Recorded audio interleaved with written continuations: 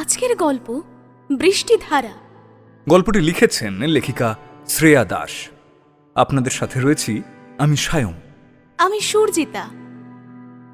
Season 1, episode 4।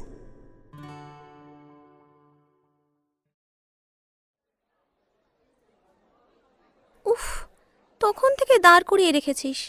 Please বলবি কি যে হয়েছে? টানা 10 মিনিট ঠায় দাঁড়িয়ে থাকার পর বিরক্ত হয়ে কথাগুলো বলে ওঠে বৃষ্টি। ওর সামনে নার্ভাস হয়ে দাঁড়িয়ে রয়েছে নিতা আর সুচেতন।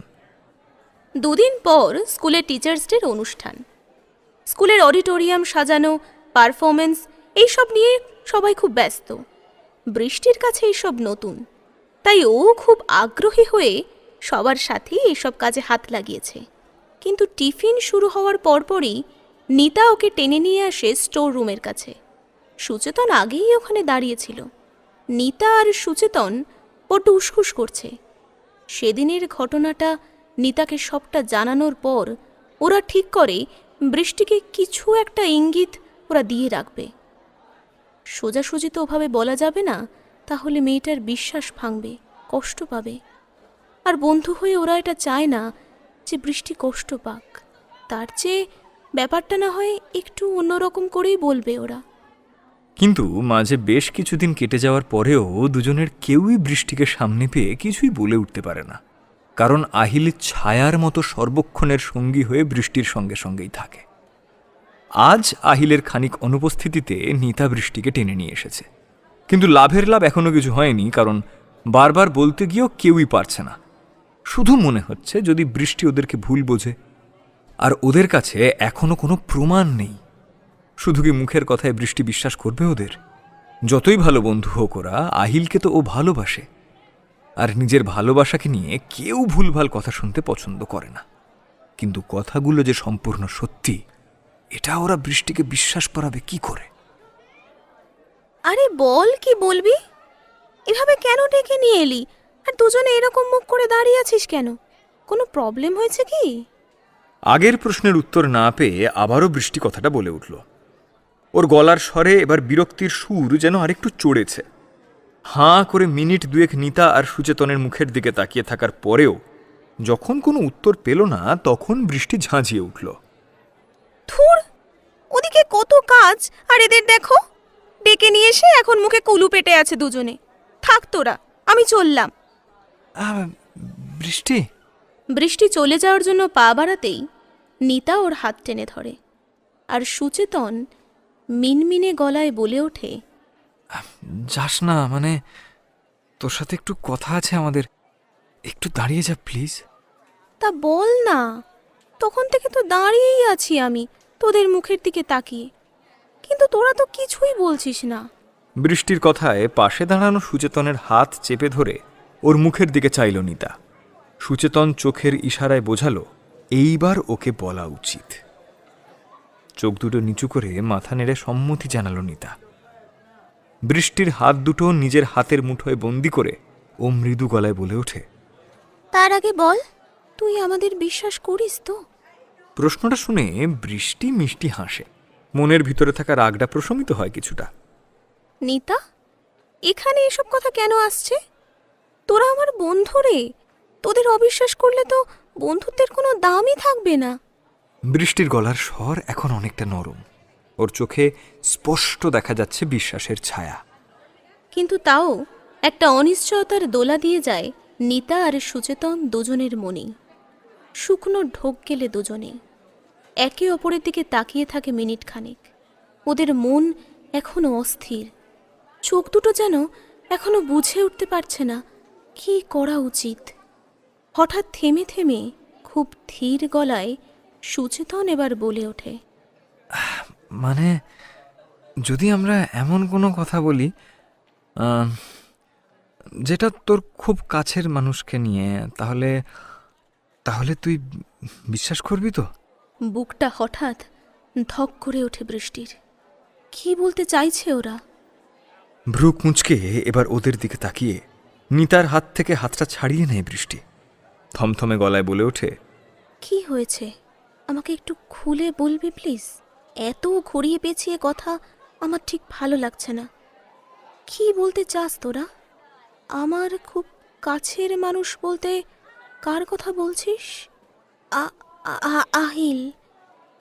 নিতার কথাটা শুনে চোখ দুটো আরো সরু হয় বৃষ্টির। একটু সিরিয়াস হয়ে গম্ভীর গলায় ও বলে ওঠে, আহিল? কি বলবি ওর সম্বন্ধে? ওর ঠকাচ্ছে তোকে, মানে ও তোকে ভালোবাসে না, ও অনুকে এই ওয়েট, তোরা এসব বলার জন্য আমাকে ডেকেছিস? সুচেতনের কথা মাঝপথে থামিয়ে দিয়ে রেগে চেঁচিয়ে ওঠে বৃষ্টি। আচ্ছা, তোরা কি চাস বলতো? আহিলের সম্বন্ধে এসব বানিয়ে বলে আমায় ম্যানিপুলেট করবি, তারপর সরিয়ে দিবি, আলাদা করে দিবি দুজনকে, কি রে? তাই তো, এটাই প্ল্যান তো তোদের? বৃষ্টি প্লিজ, আমাদের কথাটা একবার। নিতা এবার এগিয়ে এসে বৃষ্টির হাতটা ধরে ওকে বুঝিয়ে বলতে চায়, আর সঙ্গে সঙ্গে ঝটকা মেরে হাতটা সরিয়ে নেয় নিতা। দাঁতে দাঁত চেপে বলে ওঠে, থাক, অনেক হয়েছে, আর না, আর একটা কথাও না, কোনো বাজে কথা আমি আর আহিলের নামে শুনবো না। আমি ভালোবাসি ওকে, ওর অতীতের সবটা আমি জানি, আমায়ও বলেছে, কিন্তু তার মানে এটা নয় অতীত আঁকড়েই সবাই পড়ে থাকবে আর অতীত দেখেই তাকে আমি যাচাই করব। শেষের কথাগুলো বলার সময় একটা অদ্ভুত ঝাঁঝ অনুভব করা যায় বৃষ্টির গলায়। সুচেতন অবাক হয়ে তাকায় ওর দিকে, কিন্তু নিতা বৃষ্টিকে নিজের দিকে ঘুরিয়ে ওর কাঁধ দুটো ঝাঁকিয়ে বলে ওঠে, বৃষ্টি ম্যানিপুলেট আমরা নয়, ও করেছে তোকে, যার জন্য আমাদের কথাটা শুনতে পর্যন্ত চাইছিস না তুই। এই, তুই বিশ্বাস করিস আমাদের? আহিল পাল্টায়নি রে, ও তোকে মিথ্যে বলেছে, সবটা নাটক ওর। এইবার বৃষ্টি ঝাঁঝিয়ে ওঠে, ঝটকা দিয়ে সরিয়ে দেয় নিতাকে।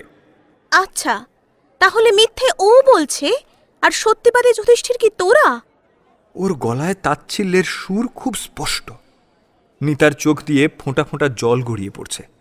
ওরা জানতো বৃষ্টি ওদেরকে অবিশ্বাস করতে পারে, কিন্তু এতটা বিশ্বাসই হচ্ছে না ওদের দুজনের।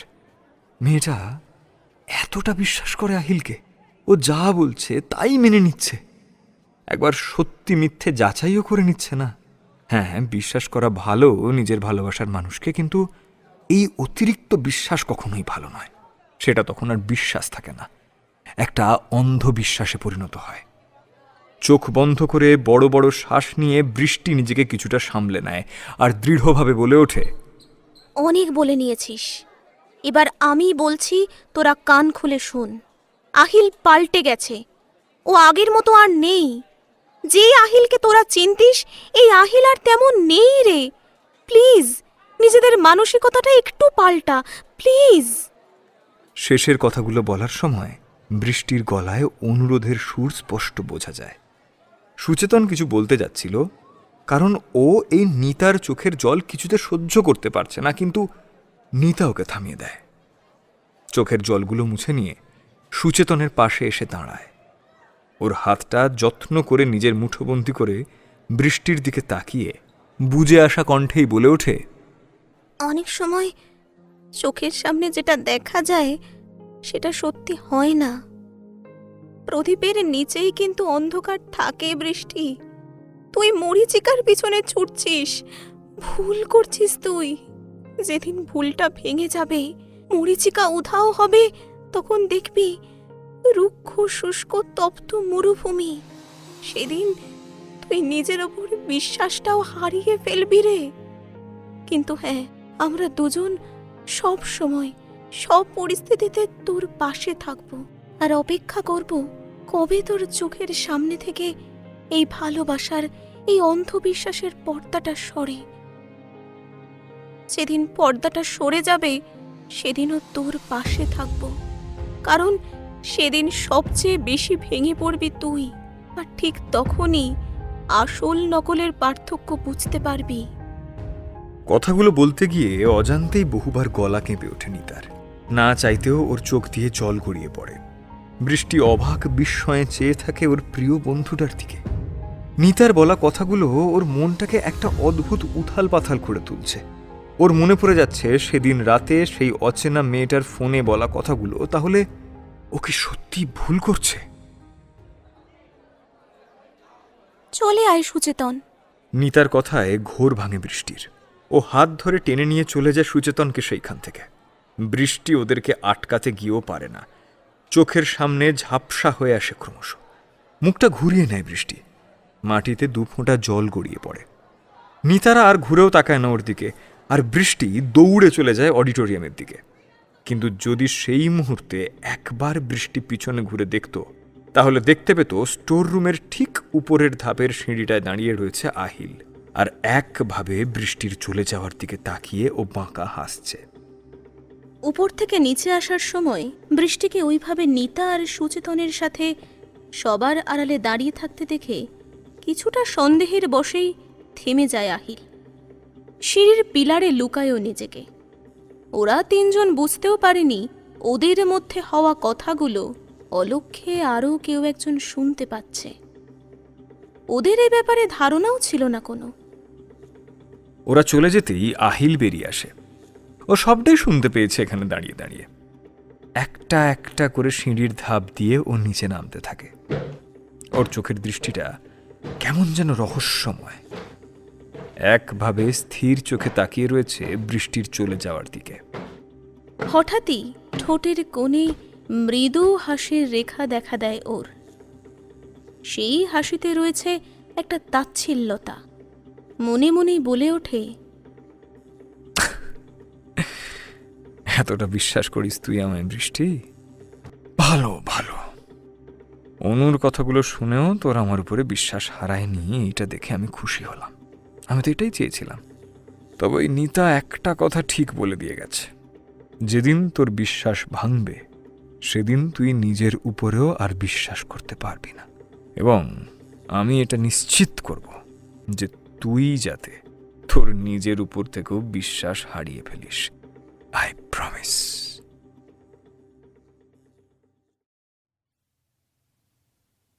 গভীর চিন্তায় ডুবে আছে বৃষ্টি। সেদিন রাতে ফোনে মেয়েটার বলা কথা শুনে আহিলের উপর একটু সন্দেহ হলেও ও নিজেই মন থেকে সেটা উড়িয়ে দিয়েছিল। কিন্তু 2 দিন আগে নিতার জোরের সাথে বলা কথাগুলো যতবার মনে পড়ছে, ঠিক ততবার খচখচ করে উঠছে মনটা। কোনোদিনও কাউকে ভালোবাসেনি বৃষ্টি। আহিলই ওর প্রথম ভালোবাসা। কিন্তু ওর সম্বন্ধে সবাই এমন কেন বলছে? তাহলে কি ও ভুল মানুষকে ভালোবাসলো? আহিল তো নিজে মুখে ওর অতীতটা বলেছে বৃষ্টিকে, বারবার বলেছে। আমার দোষ ছিল বৃষ্টি, তুই পারলে আমাকে ক্ষমা করে দিস। তাহলে সেসব কি মিথ্যে? নিতা এত জোর দিয়ে কি করে বলতে পারলো যে আহিল পাল্টায়নি? আর সেদিনের ওই মেয়েটা, ও তো কি সব বলছিল। এইবার ওর সত্যি বিরক্ত লাগছে। নিজেকে কেমন যেন পাগল পাগল মনে হচ্ছে। ও কিচ্ছু বুঝতে পারছে না। কাকে বিশ্বাস করবে ও?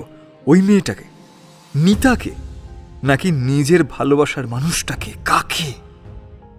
মন বলছে নিতার কথাগুলো শুনতে, সেগুলো বিশ্বাস করতে, আর অন্যদিকে মাথা বলছে তুই নিজের ভালোবাসার মানুষটাকে সন্দেহ করছিস।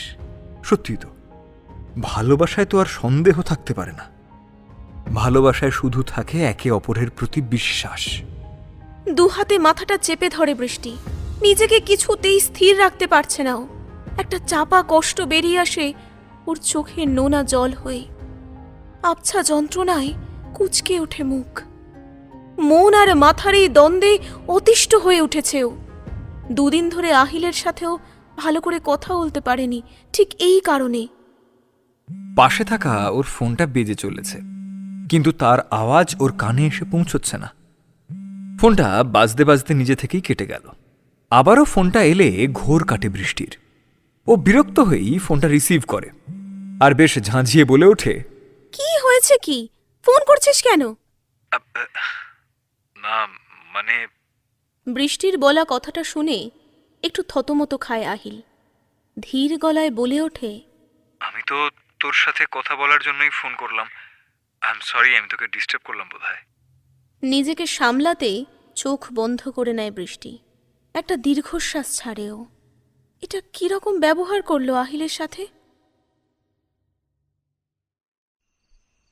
আহিল ফোনটা কেটে দিতেই যাচ্ছিল, কিন্তু ওপাশ থেকে বৃষ্টির গলা পেয়ে ও থেমে গেল। সরি রে, আসলে একটু ডিস্টার্ব আছি। ভ্রু দুটো কুঁচকে আসে আহিলের। বৃষ্টির গলা শুনেই ও বুঝতে পেরেছে যে কিছু একটা হয়েছে ওর। বৃষ্টি, এনিথিং সিরিয়াস? না মানে তুই চাইলে আমাকে বলতে পারিস, যদি কিছু তোর বলার থাকে তুই। না রে, তেমন কিছু না। আহিলের কথা শেষ হতে না হতেই বৃষ্টি তড়িঘড়ি বলে উঠল, শোন না, তোর সাথে কাল কথা বলছি, রাখছি আমি, বাই। হ্যালো হ্যালো বৃষ্টি, হ্যালো। আহিলকে কিছু বলতে না দিয়েই ওপাশ থেকে লাইন কেটে দেয় ও। আহিল কান থেকে ফোন নামিয়ে দেখে বৃষ্টি ফোনটা কেটে দিয়েছে। একটু সন্দেহ হতে শুরু করে ওর, মনে মনেই বলে উঠল, বৃষ্টির হঠাৎ কি হলো? মা, ও তো কখনো এরকমটা করে না। এমনিতেও দুদিন ধরেও আমার সাথে ঠিক করে কথা বলছে না। তাহলে হঠাৎই কিছু একটা মনে পড়তেই একটু চঞ্চল হয়ে উঠল ও। নিতা, অনু, এদের কথা শুনে ওর মনে সন্দেহ জাগছে। মা মা, সেটা কি করে সম্ভব? ও তো আমাকে খুব বিশ্বাস করে। কিন্তু অন্যরকম কিছুর একটা আভাস পেতেই ধক করে উঠল ওর বুকটা। না, আমাকে একটা কিছু করতে হবে, না হলে ও ক্রমশ আমার থেকে দূরে চলে যাবে। এইটা আমি হতে দিতে পারি না। ও দূরে সরে গেলে আমার উদ্দেশ্য পূরণ হবে না কিছুতেই। চোখ মুখ শক্ত হয়ে ওঠে ওর, চোখের দৃষ্টি স্থির, হাতের মুঠো চেপে ধরে চোয়াল শক্ত করে আহিল।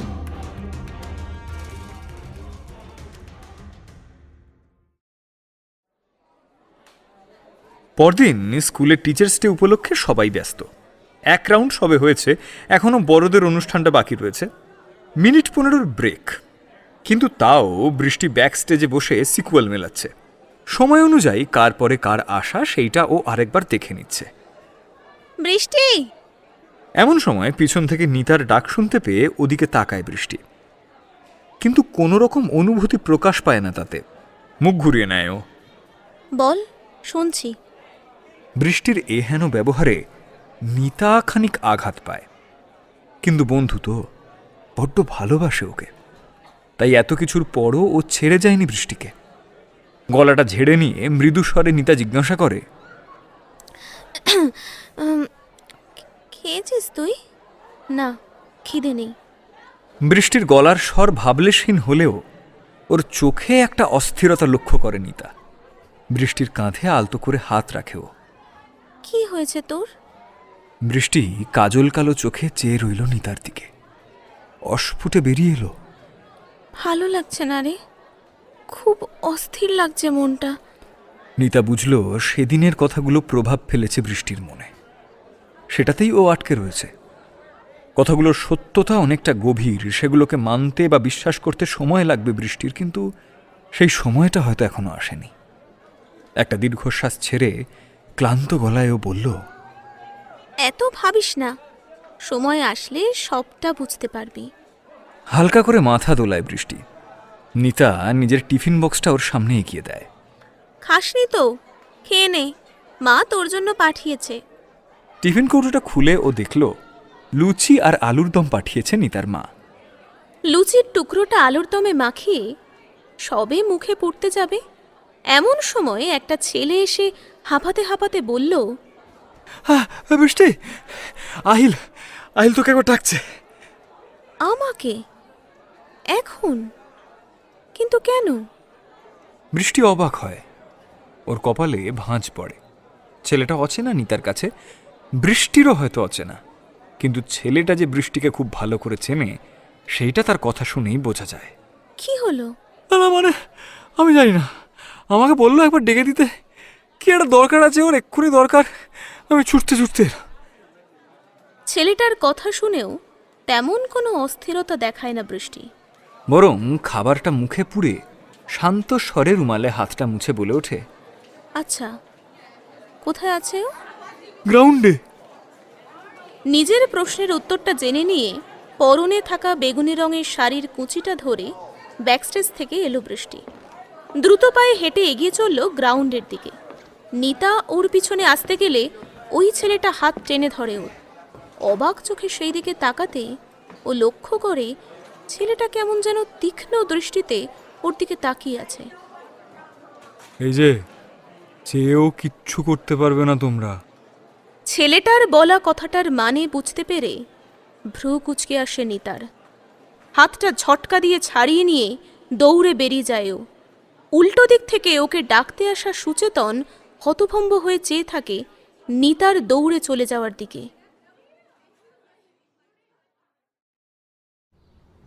বৃষ্টির যাওয়ার পথ ধরে নিতারাও এসে পৌঁছেছে গ্রাউন্ডের সামনে।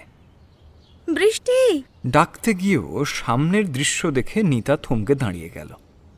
মুহূর্তে চোখ দুটো অবাক বিস্ময়ে প্রয়োজনের তুলনায় বড় হয়ে ওঠে, আর অজান্তেই ওর গলাটা শুকিয়ে আসে। ছোট বড় মিলিয়ে প্রায় অনেকেই সেখানে রয়েছে, আর সবার চোখ নিবদ্ধ গ্রাউন্ডের মাঠের ঠিক মাঝখানে দাঁড়িয়ে থাকা দুটো মানুষের দিকে। সেখানে খুব নিবিড়ভাবে একে অপরকে জড়িয়ে ধরে দাঁড়িয়ে রয়েছে বৃষ্টি আর আহিল। বৃষ্টির মুখে অনুশোচনার ছাপ স্পষ্ট, আর আহিলের ঠোঁট জুড়ে ফুটে উঠেছে একটা প্রশান্তির হাসি। নিতা বুঝতে পারে এখানে এইটুকু সময়ের মধ্যে এমন কিছু ঘটেছে যাতে বৃষ্টির মনের সব অস্থিরতা মলিন হয়ে গেছে।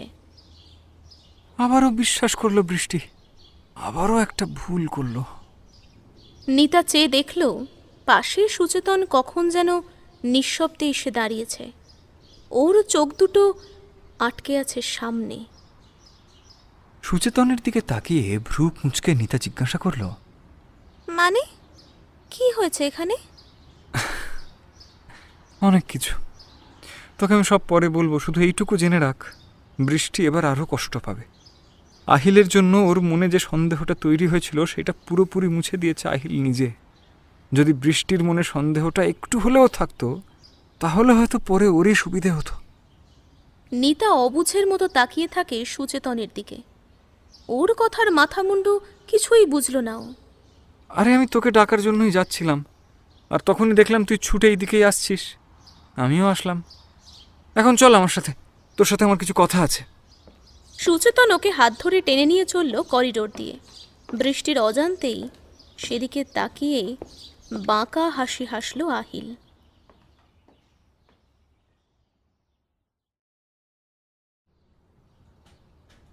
সেদিনের পর থেকে কেটে গেছে আরও 7টা দিন।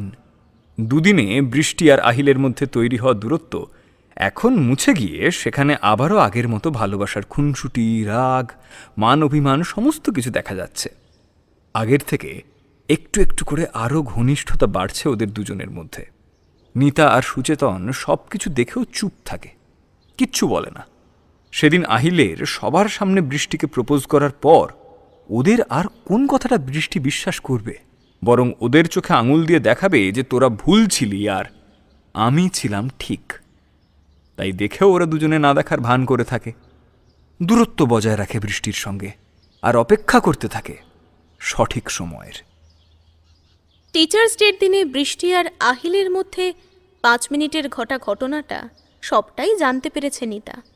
এখন সেটা সারা স্কুল জানে। না মানে সত্যি কথা, একটা মেয়েকে এভাবে হাঁটু মুড়ে বসে লাল গোলাপ দিয়ে নিজের ভালোবাসার কথাটা জানিয়ে দিল সবার সামনে। হ্যাঁ, দম লাগে কিন্তু, বল। সত্যি দম লাগে একটা মেয়েকে ভুল বোঝাতে, তার বিশ্বাস ভালোবাসা নিয়ে খেলতে। সত্যি দুটো ছেলে নিজেদের মধ্যে কথাগুলো বলছিল। মূলত তারা আলোচনা করছিল সেদিনের গ্রাউন্ডে আহিলের বৃষ্টিকে প্রপোজ করার কথাটা নিয়ে। আর এই সমস্ত কিছু দেখে মনে মনে নিতা কথাটা ভেবে মৃদু হাসল।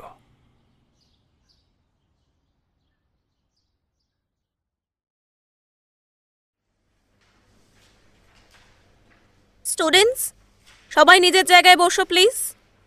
আজ তোমাদের সব সাবজেক্টের খাতা দেখতে দেওয়া হবে। কোনো প্রশ্ন বা কোথাও বুঝতে না পারলে জিজ্ঞেস করো।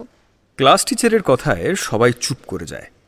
সব সাবজেক্টে কম বেশি সবাই ভালো করেছো, তবে বৃষ্টি তোমার থেকে আর একটু এক্সপেক্ট করেছিলাম। কিন্তু ঠিক আছে, 11-এ সবারই এমনটা হয়। আর আহিল, রেজাল্ট কিন্তু খুব খারাপ। কথাগুলো শুনে বৃষ্টির ঠোঁটে হাসি খেলে গেলেও আহিল একটু হকচকিয়ে ওঠে। খাতাগুলো মিলিয়ে দেখতে ব্যস্ত ছিল, নিজের নাম্বার নিয়ে যথেষ্ট আপসেট। তার মধ্যে এমন একটা কথা শুনে একটু কঠিন দৃষ্টিতেই তাকায়ও বৃষ্টির দিকে। ম্যাডাম, বলছি হায়েস্ট কত উঠেছে? শর্মার করা প্রশ্নটা আহিলের মনেও চলছিল। তাই ও অধীর আগ্রহে তাকিয়ে রইল ম্যাডামের দিকে।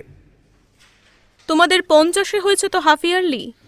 ম্যাম প্রশ্নটা নিজেকে করলেন নাকি স্টুডেন্টদের সেটা বুঝতে পারা গেল না, কিন্তু উনি ওনার ডায়েরির পাতাগুলো উল্টাতে লাগলেন। বাংলায় 38, ইংলিশে 42, কেমিস্ট্রিতে 39, বায়োলজিতে 45, ফিজিক্সে একটু কম 36, আর ম্যাথে 42। এর মধ্যে ইংলিশে হাইয়েস্ট 6 জন, আর বাংলা বাদে পুরো সায়েন্স সাবজেক্টে হাইয়েস্ট বৃষ্টি। কথাটা শুনে ক্লাসের সবাই যতটা না অবাক হয়েছে তার থেকে বেশি অবাক হয়েছে আহিল। ওর মনে শুধু একটাই প্রশ্ন আসছে, কি করে এত কিছুর পরেও কি করে এত ভালো রেজাল্ট করতে পারে বৃষ্টি, যেখানে ও নিজে শুধুমাত্র ইংলিশে হাইস্ট। চোয়াল শক্ত হয়ে আসে ওর, চোখের দৃষ্টি ক্রমশ তীক্ষ্ণ হচ্ছে, দাঁতে দাঁত চেপে নিজের রাগটা ও সামলায়।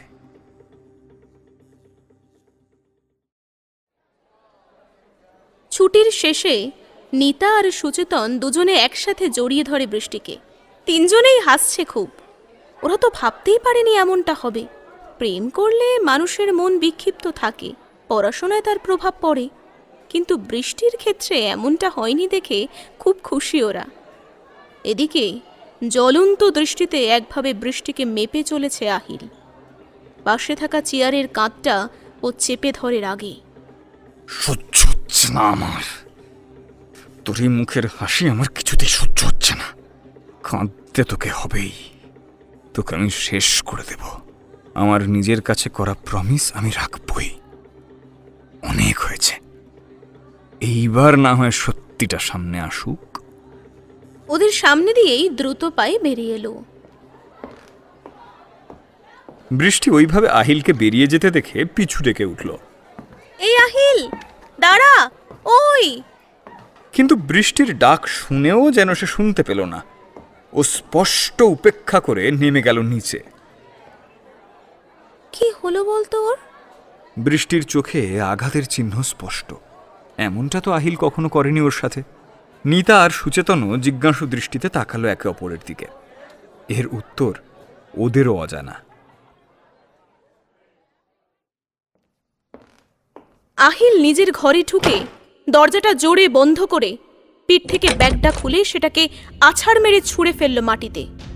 রাগে ওর হাতের শিরা, মাথার রগ, নাকের পাটা ফুলে উঠছে বারবার। সামনের টেবিলের ওপর ভর দিয়ে নিজেকে খানিক শান্ত করতে চেষ্টা করে, কিন্তু চোখ বন্ধ করলেই বৃষ্টির হাসি মুখটা ভেসে আসে চোখের সামনে। টেবিল কভারটা মুঠো করে চেপে ধরে একটা হ্যাচকা টানে ছুঁড়ে ফেলে দেয় নিচে। মুহূর্তের মধ্যে কাঁচের শোপিস, ফুলদানি বহু টুকরোতে ভেঙে ছড়িয়ে পড়ে মেঝেতে। তার ছিঁড়ে নাইট ল্যাম্পটা গিয়ে দরজায় একবার সজোরে বাড়ি খায়, তারপর মাটিতে পড়ে কয়েকবার জ্বলা নেভা করেই বন্ধ হয়ে যায়। তীক্ষ্ণ দৃষ্টিতে আহিল তাকিয়ে রয়েছে মাটিতে পড়ে থাকা জিনিসগুলোর দিকে। ওর চোখ মুখ লাল হয়ে উঠেছে, ওর শরীর ক্রমশ অস্থির হয়ে উঠছে। একটা মূর্তি রয়েছে ওর বিছানার পাশে, সেটা অসম্ভব সুন্দর। মুক্তোর খোলসের ওপর একজন জলপরি বসে রয়েছে, আর তার হাতে একটা বড় শ্বেত শুভ্র মুক্ত। তার নিচে পাখনার কাছে ছড়িয়ে রয়েছে দু একটা ঝিনুকের টুকরো। ক্রিস্টাল আর ছোট ছোট স্টোনের তৈরি মূর্তিটার ভিতর থেকে একটা নির্মল নীল সাদা মেশানো আলোর জ্যোতি বেরিয়ে আসছে। সেদিকে চোখটা আটকে যায় আহিলের। আগে এতটা খেয়াল করেনি ও মূর্তিটার দিকে। দ্রুত এগিয়ে গিয়ে সেটা হাতে তুলে নেয়, তারপর ব্যালকনি থেকে ছুঁড়ে ফেলে দেয় নিচের গার্ডেনে। এই প্রথম আঁচ লাগে ভালোবেসে বৃষ্টির ওকে দেওয়া প্রথম উপহারটায়। যেটা এত মাস যত্নে ছিল, সেটাই আজ ইঁটের আঘাতে মাটিতে পড়ে অসংখ্য টুকরো হয়ে যায়। চারিদিকে ছড়িয়ে পড়ে তার টুকরাবশেষ। ওর বোন স্নেহা কাজের দিদির সঙ্গে নিচে রান্নাঘরে খাবার তৈরি করছিল আহিলের জন্য। উপরের ঘর থেকে হঠাৎই ভারী জিনিস পড়ার শব্দ পেয়ে দ্রুত পায়ে নিচ থেকে ছুটে আসে ও। দাদা ভাই, কি হয়েছে তোর? দরজা খোল, এই দাদা ভাই। চলে যা! স্নেহার গলার আওয়াজে ভিতর থেকেই চেঁচিয়ে ওঠে আহিল। এখানে থাকিস না, বেরিয়ে যা এখান থেকে। স্নেহা কিছু না বলেই চলে যায় ঘরের সামনে থেকে। ও জানে ওর দাদা এত সহজে শান্ত হবে না। বাবা ছাড়া শোনে না ও কারোর কথা, মানে না কাউকে। বাবাও এখন এখানে নেই, আউট অফ স্টেট গেছে কদিনের জন্য। স্নেহা চলে যেতেই বিছানার উপর বসে পড়ে আহিল। ফিসফিসিয়ে নিজের মনেই বলে ওঠে, বেস্ট হবি তুই না? হ্যাঁ, আমার থেকেও বেটার হবি তুই। না, কখনো আমি হতে দেব না। এত কিছুর পরেও যখন কিছুই হলো না, তাহলে এইবার শেষ রাস্তাটাই ধরি। বিশ্বাস করিস তুই খুব আমাকে, তাই না? দেখি এইবার কি করে তোর নিজের উপরও বিশ্বাসটা থাকে।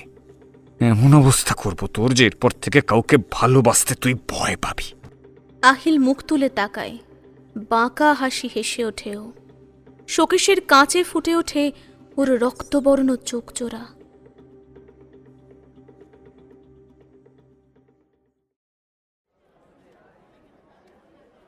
কদিন ধরেই আহিলের ব্যবহারটা কেমন যেন অদ্ভুত ঠেকছে বৃষ্টির কাছে। ফোন করলে ফোন তুলছে না, দেখা হলে ঠিক করে কথা বলছে না, নিজে থেকে কথা বলতে গেলে ও এড়িয়ে যাচ্ছে।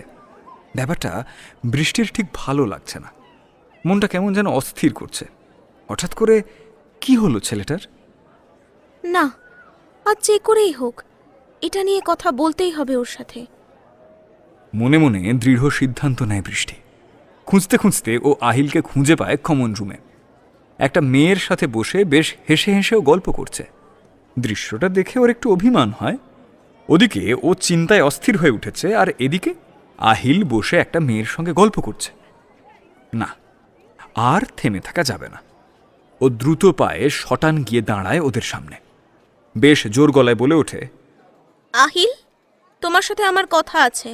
আহিল আর চোখে একবার তাকায় বৃষ্টির দিকে, কিন্তু ওকে পাত্তাও না দিয়ে সামনে মেয়েটার দিকে তাকিয়েও বলে ওঠে, ও হ্যাঁ, আমি যেন কি বলছিলাম তোকে এক্ষুনি। আহিলের এই রকম একটা ব্যবহারে বেশ ঝটকা খায় বৃষ্টি। ওর হাতটা শক্ত করে ধরে বলে ওঠে, তুই চল আমার সাথে, বললাম তো কথা আছে। হাতটা ছাড়। গম্ভীর গলার স্বর শোনা যায়, কিন্তু তাও ওর হাত ছাড়ে না বৃষ্টি। উল্টে সে আরো শক্ত করে চেপে ধরে আহিলের হাতটা। না, ছাড়বো না, চল তুই। ততক্ষণে আহিল উঠে দাঁড়িয়েছে। ওর মুখের পেশিগুলো ধীরে ধীরে শক্ত হচ্ছে। দাঁতে দাঁত চিপে একটা ঝটকা মেরে হাতটা ছাড়িয়ে নেয় বৃষ্টির থেকে। চেঁচিয়ে ওঠে, আরে বলছি তো হাতটা ছাড়তে। একটু পিছনে সরে আসে বৃষ্টি। অবাক হয়ে তাকায় ও আহিলের দিকে। অস্ফুটে ওর গলা থেকে বেরিয়ে আসে, আহিল। বৃষ্টির গলার স্বরে অদ্ভুত এক যন্ত্রণা। কমন রুমে নাম না জানা মেয়েটা এই রকম অবস্থায় ওদের মাঝে দাঁড়িয়ে থাকতে বিব্রত বোধ করে। সে আমতা আমতা করে বলে ওঠে, তোরা কথা বল, আমি আসছি। দাঁড়া পৃথা। মেয়েটা চলে যেতে গেলে আহিল ওর হাত টেনে ধরে। তুই কোথাও যাবি না, তুই দাঁড়া এখানে।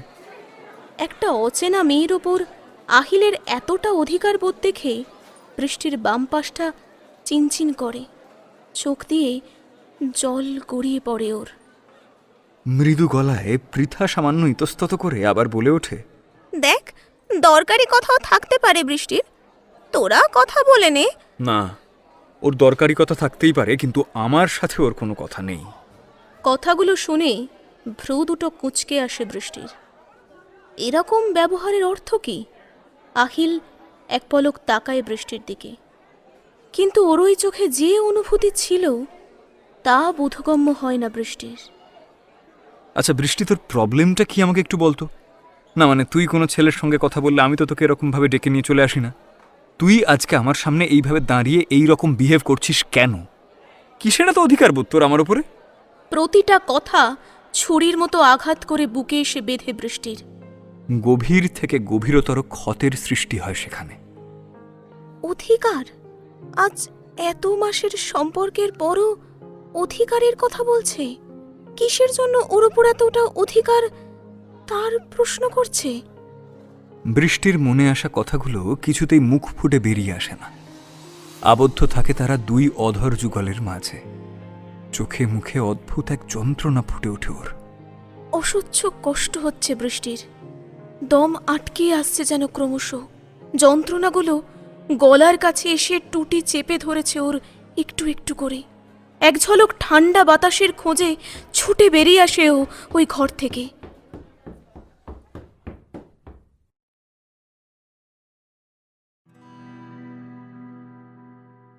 গল্পের পরবর্তী পর্ব শোনার জন্য সাবস্ক্রাইব করুন দ্য ডার্ক হর্সেস চ্যানেলটি।